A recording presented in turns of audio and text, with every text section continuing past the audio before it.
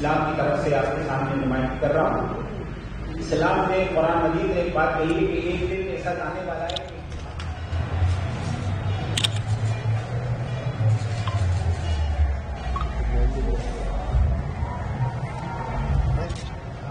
5 तत्वों का विभाजन और आत्मिक सत्ता की स्थापना के लिए 4 तत्वों की प्रमाणिकता दी गई। अग्नि जला नहीं सकती। हमारे शास्त्रों ने भद्रम कर्णेभिः शृणुयामदेवाः भद्रम पश्येमाक्षभिर्यजत्राः स्थिरैरङ्गैः पुष्टवागुंसस्तनो ले लो मतलब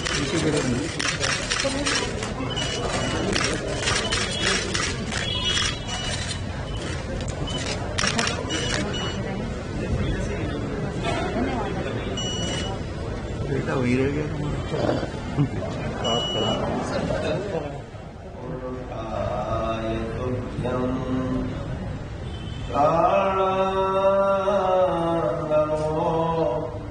भगवते पुरुषाय तुभ्यम्।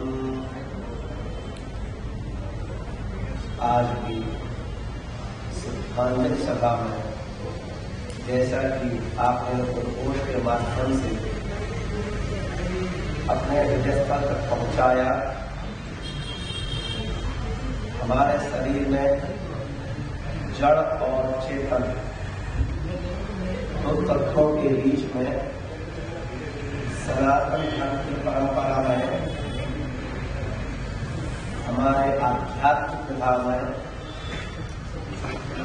जायते देवा कदाचित् नायं भूत्वा भवतो वर्णभूयः अजो नित्यः शाश्वतोऽयं प्राणो।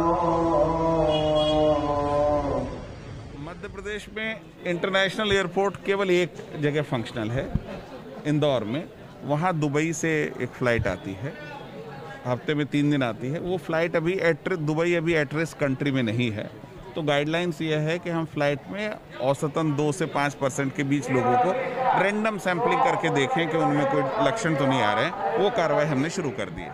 देखिए, मुद्दा ये नहीं है कि संक्रमित हो रहे हैं कि नहीं, बात यह है कि उसका इम्पैक्ट क्या हो रहा है।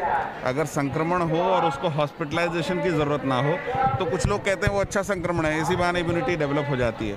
हमने इंदौर में एक सैंपल स्टडी करके देखा तो 16-18 साल से कम आयु के बच्चों में भी लगभग 85% लोगों में एंटीबॉडी डेवलप्ड हैं।